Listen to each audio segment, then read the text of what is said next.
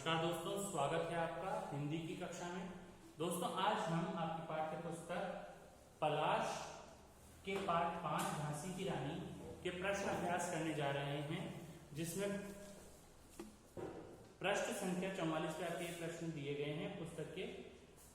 पहले है मौखिक प्रश्न, जिसमें पहला प्रश्न है, इस कविता के रचयिता कौन है। मौखिक प्रश्न है। मौखिक प्रश्नों में पहला प्रश्न है,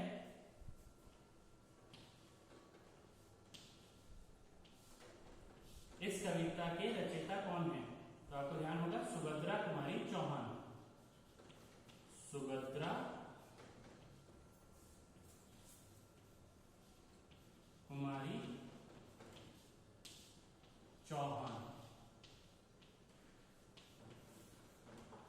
आप पूर्ण वाक्य में भी उत्तर दे सकते हैं। इस कविता की रचयिता सुभद्रा कुमारी चौहान हैं। दूसरा प्रश्न है, कानपुर के नाना लक्ष्मीबाई को क्या कहकर बुलाते थे। तो आपका ध्यान होगा पाठ में आया था, कानपुर के नाना लक्ष्मीबाई को छबीली कहकर पुकारते थे।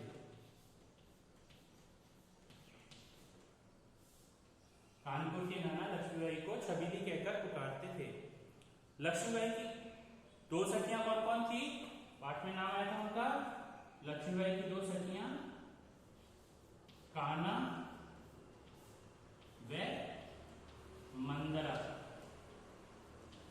लक्ष्मीबाई की दो सखियां थी काना और मंदरा। अगला प्रश्न है, कविता में किनकी गाथाओं का उल्लेख है। तो कविता में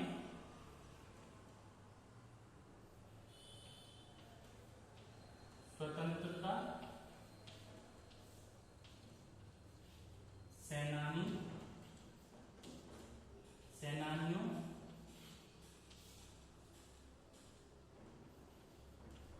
की गाथा का उल्लेख है। कविता में स्वतंत्रता सेनानियों की गाथा का उल्लेख है। मृत्यु के समय, अगला प्रश्न है, मृत्यु के समय रानी की उम्र कितनी थी।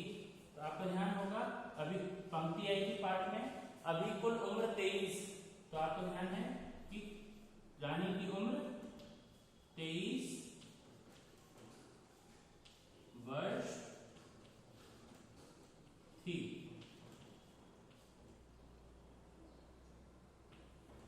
रानी की उम्र 23 वर्ष थी। मृत्यु के समय रानी की उम्र 23 वर्ष थी। तो ये है हमारे मौखिक प्रश्न। इसके पश्चात है लघुत्तरीय प्रश्न, जिसमें पहला प्रश्न है, इस कविता में कौन से वर्ष का उल्लेख हुआ है। तो अब है हमारे लिखित प्रश्न। लिखित प्रश्न में पहला है, इस कविता में कौन से वर्ष का उल्लेख हुआ है। तो पहले प्रश्न का उत्तर हो गया, इस कविता में 1857 वर्ष का उल्लेख हुआ है। यह आपके लघुत्तरीय प्रश्न जो है उसमें पहला है।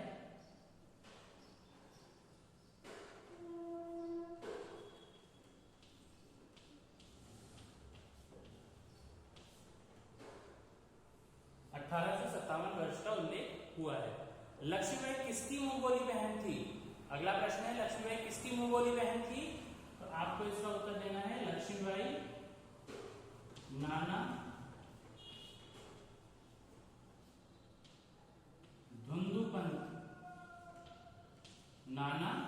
धुंधुपंत की मुंह बोली बहन थी।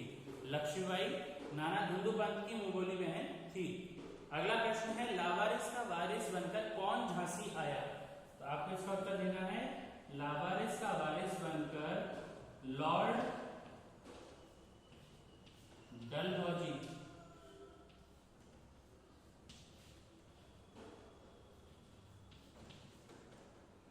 लावारिस का वारिस बनकर लॉर्ड डलहौजी झांसी आया था।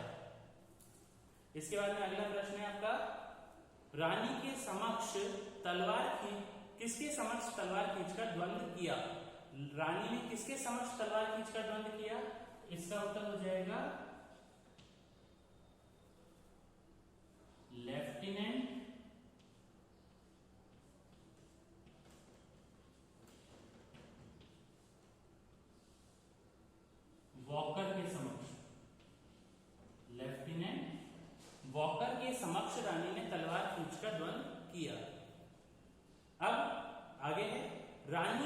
अगला प्रश्न है 5वें नंबर पे, रानी किन के बीच घिरकर वीरगति को प्राप्त हुई? तो इसका उत्तर आपको देना है रानी अंग्रेजों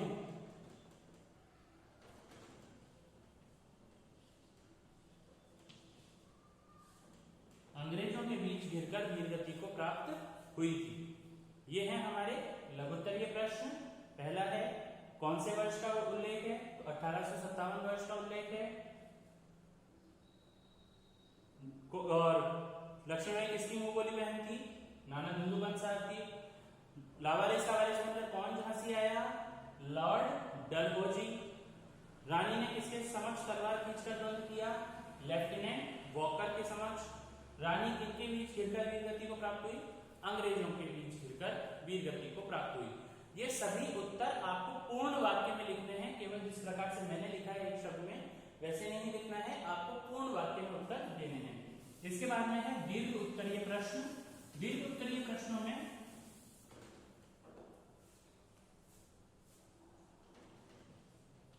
दीर्घ उत्तरीय प्रश्न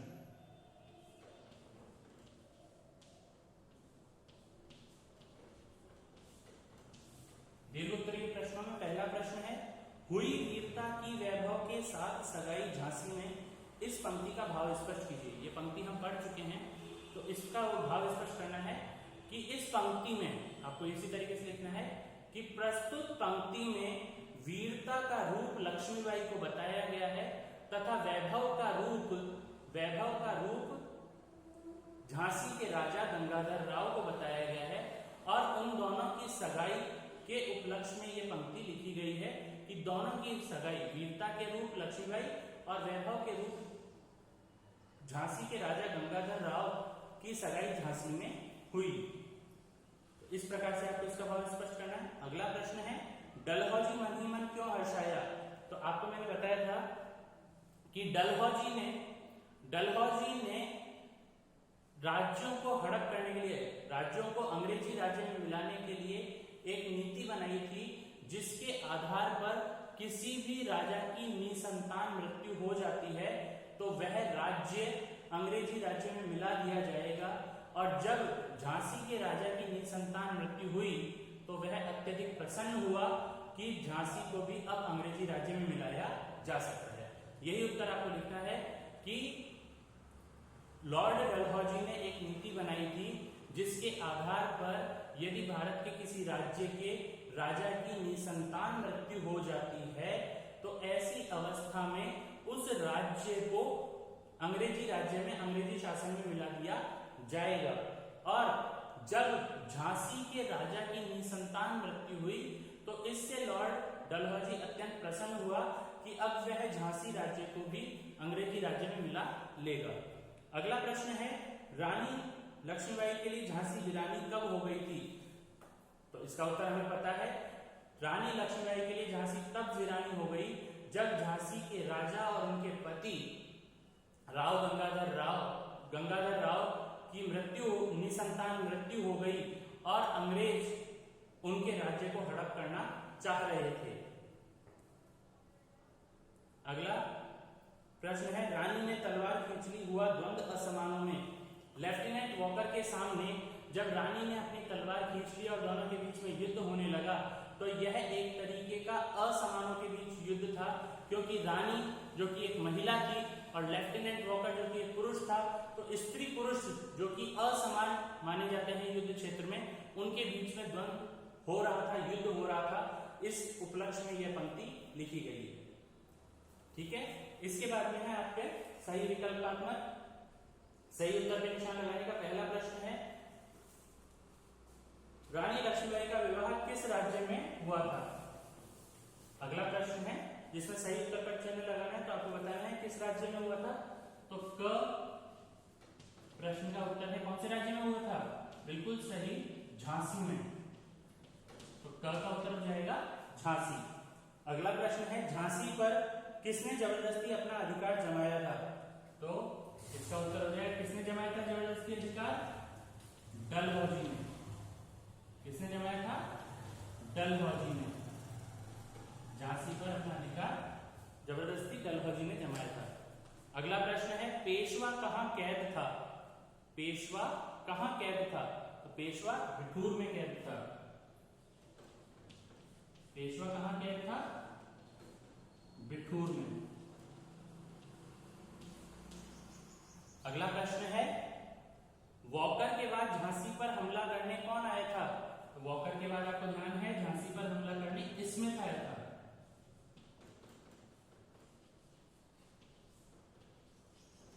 वॉकर के बाद झांसी पर हमला करने के लिए जनरल स्मिथ आया था।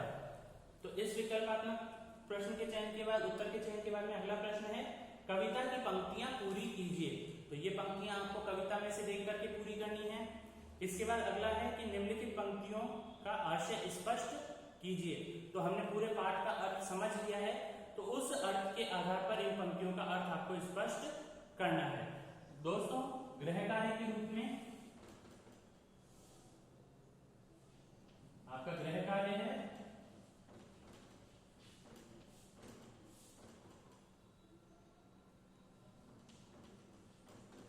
पाठ 5 के प्रश्नोत्तर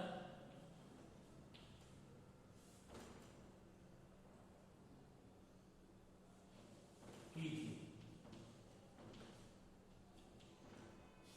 पार्ट 5 में आपके जो भी प्रश्न आए हैं, चाहे वो मौखिक प्रश्न हो, मौखिक प्रश्न, लिखित प्रश्न में लघुत्तरीय, दीर्घ उत्तरीय और उचित विकल्प के चयन का, और पीछे जो आपके दिए गए हैं कविता की पंक्ति को पूरा करने का और पंक्तियों को स्पष्ट करने का, इन सभी प्रश्नों के उत्तर आपको अपनी उत्तर पुस्तिका में करने हैं। ठीक है दोस्तों, धन्यवाद। अगले भाग में फिर मिलेंगे नए पाठ के साथ में। तब तक के लिए अपना और अपने परिजनों का ध्यान रखें। शुक्रिया।